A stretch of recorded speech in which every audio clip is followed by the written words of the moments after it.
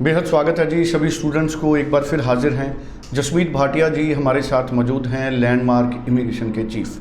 9041390412 इस नंबर पे आप देश के किसी भी हिस्से से जसमीत जी से बात कर सकते हैं। शाम को 4:30 बजे लाइव शो है, उसमें भी आप अपनी टेलीफोन कॉल कर सकते हैं। आज का टॉपिक बड़ा इंपॉर्टेंट है। कनाडा के लिए स्टूडेंट्स का बड़ी संख्या में यू टर्न आ रहा है। वो स्टूडेंट्स जो यूके और ऑस्ट्रेलिया की तरफ मुड़ रहे थे, यूके और ऑस्ट्रेलिया में बहुत लंबा इंतज़ार और स्टूडेंट्स कनाडा में रीअप्लाई करने लगे हैं। ऐसा क्यों हो रहा है? और जो स्टूडेंट्स यूके और ऑस्ट्रेलिया से वापस आके अब कनाडा में अप्लाई कर रहे हैं, उनके लिए क्या क्या ऑप्शंस रहेंगी, और जिन स्टूडेंट्स ने उधर फीस दे रखी है उनके लिए किस तरह के चैलेंज हैं। ये सारे तमाम मुद्दे हैं जिन पर हम बात करेंगे। जसमीत जी हमारे साथ हैं। जसमीत जी आपका स्वागत है जी। Hello everyone.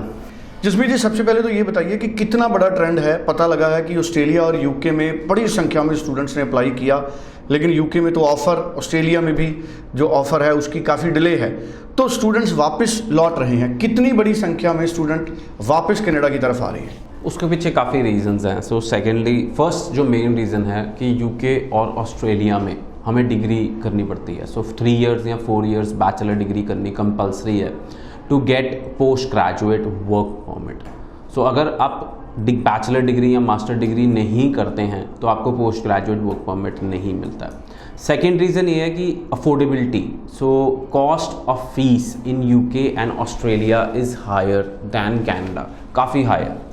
थर्डली, जब बच्चे वहाँ पहुँचे और उनको पता लगा कि जो पार्टली पेमेंट की गई थी, फर्स्ट सेमेस्टर की पेमेंट की गई थी यूके या ऑस्ट्रेलिया में, और कॉलेजेस या यूनिवर्सिटीज़ ने तो उनसे जब दोबारा पैसे मांगे, सो दे वर नॉट एबल टू पे। ये बहुत बड़ा रीज़न है। बच्चे वहाँ पहुँच तो गए फर्स्ट सेमेस्टर की फ़ीस दे के यूके या ऑस्ट्रेलिया में, बट सेकेंड सेमेस्टर की फ़ीस उनसे नहीं दी गई। सो ये एक बहुत बड़ा रीज़न है कि स्टूडेंट्स मुझे आज भी कॉल कर रहे हैं यूके से कि हमें कनाडा मूव होना है। और कुछ स्टूडेंट्स ने वापस भी आए हैं यूके एंड ऑस्ट्रेलिया से। स्टूडेंट्स, अगर तो आप सोचते हैं कि आप डिप्लोमा या पीजी डिप्लोमा करना चाहते हैं तो कनाडा से बढ़िया ऑप्शन नहीं है। और post graduate work permit is given on diploma and PG diplomas also, even on certificate programs. अगर आप 1 साल का सर्टिफिकेट प्रोग्राम भी करते हैं तब भी आपको पोस्ट ग्रेजुएट वर्क परमिट मिलता है। दूसरा है फंड शो। एक जो बहुत बड़ी रिक्वायरमेंट है यूके या ऑस्ट्रेलिया की कि आपको लिविंग कॉस्ट एंड जो ट्यूशन फीस है अपने अकाउंट में शो करनी है। यूके में 28 दिन पुरानी और ऑस्ट्रेलिया में बहुत 3 महीने पुरानी तो मिनिमम चाहिए ही चाहिए है। अगर इससे ज़्यादा पुरानी होगी तो वो आपका केस कंसिडर करेंगे। इस टाइम पे अगर ऑस्ट्रेलिया का वीज़ा सक्सेस रेट देखें तो 50-50 चल रहा है। मेरे पास 22 पास आउट 2-3 बच्चे विजिट करके गए हैं जो 90% एंड अबव थे, बट उन्होंने फंड शो खुद नहीं किए, एजेंट से करवाए, तो उन्हें रिफ्यूज़ल का सामना करना पड़ गया। स्टूडेंट्स, अगर हम कंपेयर करते हैं कि आप कल को सेटल होना चाहते हैं किसी कंट्री में, पीआर लेना चाहते हैं, पासपोर्ट लेना चाहते हैं, तो if we compare Canada with any other countries on the parameters of post graduate work permit, settlement options, safety, तो Canada is the number 1 choice. अगर ये चीज़ स्टूडेंट्स के दिमाग में है, राइट नाउ ऑस्ट्रेलिया सब मांग रहे हैं। आर्ट्स वाले स्टूडेंट्स को ऑस्ट्रेलिया बहुत ही कम वीज़ा दे रहा है। आर्ट्स वाले स्टूडेंट्स के लिए ऑस्ट्रेलिया एक ऑप्शन नहीं है। स्टूडेंट्स, आई फील कि आप प्रॉपर असेसमेंट कराएं, ना कि सिर्फ अपनी फाइल लॉन्च करवाएं। इस टाइम पे मेरे पास स्टूडेंट्स हैं जिनकी GTEs क्लियर नहीं हो रही हैं। 5-5 महीने हो गए हैं, GTE क्लियर नहीं हो रही है, because universities are not looking for students who just want to use their COE और वहाँ आके पढ़ेंगे नहीं। क्योंकि ऐसा भी हमें डेली ईमेल्स आ रही हैं ऑस्ट्रेलियन यूनिवर्सिटीज़ से कि बच्चे मिसयूज़ कर रहे हैं confirmation of enrolment. Confirmation of enrolment अगर आप मिसयूज़ करेंगे, जो कि COE कहते हैं, तो उसका जो नेगेटिव असर है ऑस्ट्रेलियन यूनिवर्सिटीज़ की एनरोलमेंट पे पड़ेगा। और देखा जाए तो यूके और ऑस्ट्रेलिया का जो पैटर्न है बिल्कुल सेम है, सिर्फ नाम ही डिफरेंट दिया है। CAS and COE are one and the same thing. अगर हम कंपेयर करते हैं तो यूके की बहुत सारी यूनिवर्सिटीज़ ने बंद कर दिया है पंजाबी स्टूडेंट्स को और हरियाणवी स्टूडेंट्स को एक्सेप्ट करना। सो आई फील कि ऐसा कनाडा में कभी नहीं हुआ है। कनाडा ने अभी तक ऐसा कोई जिसको कहते हैं ना रेसिज्म ही कहूँगा कि पंजाब और हरियाणा से बच्चे ये यूनिवर्सिटीज़ नहीं जाएंगे। सो कनाडा में ऐसा बिल्कुल भी नहीं है। So students, I feel one of the safest option for you to choose is Canada only. ये भी क्या रीज़न रहा कि कनाडा अब इतनी तेज़ी से रिज़ल्ट दे रहा है, जबकि ऑस्ट्रेलिया और यूके में रिज़ल्ट्स के लिए काफ़ी वक्त लग रहा है? ये कितना बड़ा फैक्टर है स्टूडेंट्स के लिए?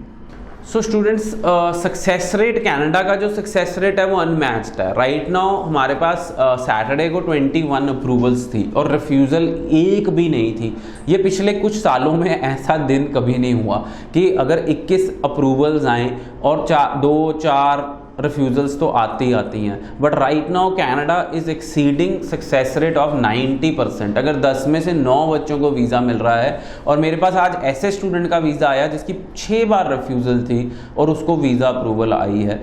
सो स्टूडेंट्स, आई फील कनाडा में हम रीफाइलिंग कर सकते हैं, अपने केस को जस्टिफाई कर सकते हैं, वेयर एज अगर हम बात करें ऑस्ट्रेलिया या यूके में हम जस्टिफाई नहीं कर सकते। So we should think before applying to any other country. और अगर आप कहें तो PTE भी इस टाइम पे कनाडा में पॉजिटिव रिजल्ट्स आ रहे हैं। अगर आपके PTE 58 एंड अबव हैं तो पॉजिटिव रिजल्ट्स कनाडा में आ रहे हैं। सारी इन्फॉर्मेशन के लिए हमारे सेमिनार्स का हिस्सा बने। 21 अप्रैल से हमारे सेमिनार शुरू होने वाले हैं। करनाल में हमारा फर्स्ट सेमिनार है जूल्स होटल में 21 अप्रैल को। 24 अप्रैल को हमारा सेमिनार है चंडीगढ़ में होटल JW मैरियट में। 25 अप्रैल को हमारा सेमिनार है होटल गरेवाल्स में लुधियाना में। 26 अप्रैल को हमारा सेमिनार है जलंधर में होटल किंग्स में।